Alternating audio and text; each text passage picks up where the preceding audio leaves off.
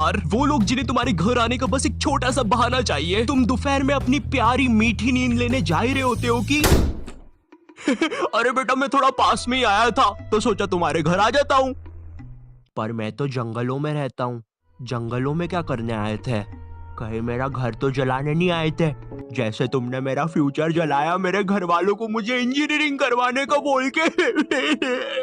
रिश्तेदारों के पास ना एक बहुत भयानक शक्ति है। ये तुम्हारे मम्मी पापा का दिमाग चेंज कर सकते हैं। बच्चा बोल रहा था कि क्रिकेटर बनना है तो हमने सोचा चलो क्रिकेट एकेडमी ज्वाइन करवा देते हैं।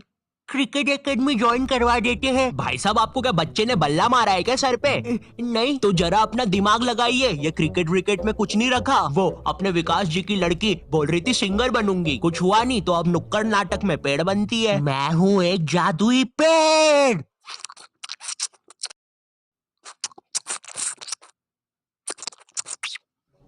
क्या हम ये पेड़ का रोल हटा सकते हैं? वैसे भी ये नाटक खरगोश और नेवले की जुगलबंदी के बारे में है। और क्या मुझे कोई बताएगा इधर असली नेवला किसने छोड़ा?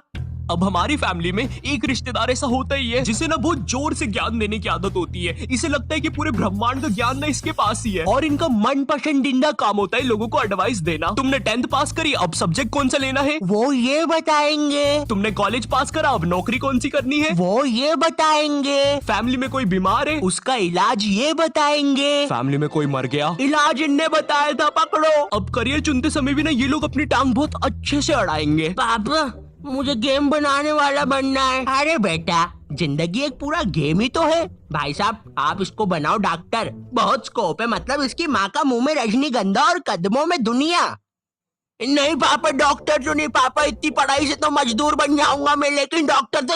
मुंह में रजनीगंधा कदमों में दुनिया, क्या बात कहे आप? पापा नहीं भाई साहब, हाँ रजनीगंधा कदमों में दुनिया। इस वीडियो की स्क्रिप्ट लिखने वाले को तो चप्पलों से मार देना चाहिए। तुम्हें पता है रिश्तेदारों की नजर ना अपने बच्चे से ज्यादा दूसरे के बच्चे पे होती है। कल को अगर कोई कांड भी कर दोगे ना तो एक बार को पुलिस को नहीं पता चलेगा, लेकिन इन्हें जरूर पता चलेगा। अरे ऑफिसर मेरी दादी झूठ बोल रही है, मैंने उनकी 32 से पेट नहीं खुजाई।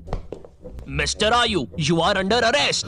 लेकिन आपके पास तो मेरे खिलाफ कोई सबूत ही नहीं था। हाँ सबूत नहीं था, लेकिन अब है। मिलो तुम्हारे फूफे से। इनने बिजली के खंबे पे चढ़ के तुम्हारी क्राइम करते हुए फोटोज खींची है। हालांकि वो बात अलग है, खंबे से नीचे उतरते समय इनकी पैंट के साथ चड्डी भी फट गई, लेकिन उसका टेंशन तुम मत लो। पैंट और चड्डी दोनों सही सलामत दर्जी के पास पहुंच चुकी है। वो सुबह तक रफू करके दे देगा, शाम तक। और ये रही तुम्हारी फोटो। गिरफ्तार कर लीजिए मुझे। अब जब भी रिश्तेदार तुम्हारे घर आते हैं तुम्हारे मम्मी पापा तुम्हें उनसे बातचीत करने के लिए बोलते हैं और तुम्हें नहीं पता होता क्या बात करनी है। इतनी अजीब सिचुएशन बनती है ना उस समय। और बेटे कुछ नहीं अंकल, यूं ही।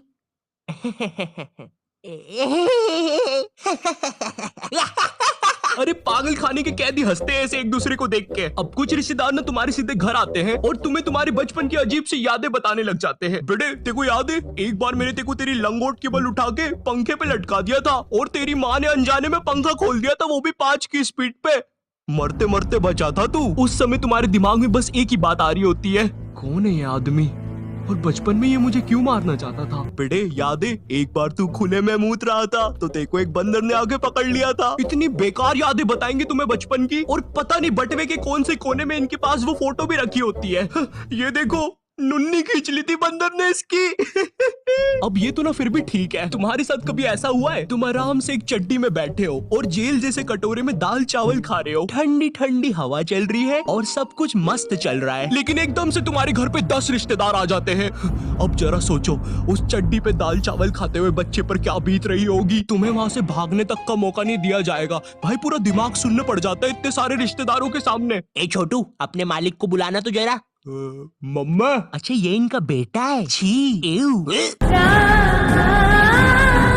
अब ये रिश्तेदार ना काफी अलग अलग प्रकार के आते हैं। जैसे फैमिली में कोई बहुत बूढ़ा दादाजी नहीं होता है जिसके दिल की जगह भी बैटरी लगी होती है, इसे परिवार वाले मरने ही नहीं देते। इन्हें कुछ हुआ फट से ऑपरेशन, भाई आधा रोबोट बना के रखा है दादाजी को। उधर दादाजी का 150वां जन्मदिन बनाया जा रहा है। हैप्पी बर्थडे दादाजी। वो दादाजी बेचारा अपनी बैटरी के दोनों वायर पकड़ के बोल रहा है, बेटा मार दो मुझे प्लीज, कोई मार दो। अब पीछे तुम्हारे पापा तुम्हें कोल्ड ड्रिंक उड़ाने से मना कर रहे हैं, क्योंकि अगर कोल्ड ड्रिंक का एक भी बूंद दादाजी की बैटरी पे गिरा तो तुम्हारा दादाजी टाइम टाइम बम की तरह फट जाएगा। खैर जो भी कह लो, रिश्तेदार हमारे घर से जाते समय अपनी पोटली से थोड़ा धन वो हमें भी दे के जाते हैं, भले ही वो 20 रुपए का लुल्ली नोट हो या 100 रुपए का करारा नोट हो। पर सवाल यहाँ पे ये नहीं है, सवाल ये है कि रिश्तेदारों के साथ इतनी मारामारी के बाद क्या वो 20 रुपए का लुल्ली नोट काफी था या नहीं, मुझे नहीं पता। मुझे बस एक चीज पता है, सब्सक्राइब करो। चाहे तो ये 20 रुपए का लुल्ली नोट ले लो, लेकिन सब्सक्राइब करो। मेरी आंखें तुम पे ही है, करो अभी। मेरे बच्चे के लिए कर दो यार। हे, क्या तुम्हारा बच्चा मेरे बच्चे से दोस्ती करेगा? चले जाओ यहाँ से तुम्हारा बदसूरत बच्चा लेके। वो जा रहा हूँ, मैं जा रहा हूँ, बस चला ही गया। ये मेरा सेकंड चैनल है और ये मेरा इंस्टाग्राम है, तो यहाँ पे भी फॉलो सब्सक्राइब कर देना। अब मुझे भी जाना है क्योंकि मेरे बच्चे का पेट खराब है और कर दी उल्टी। है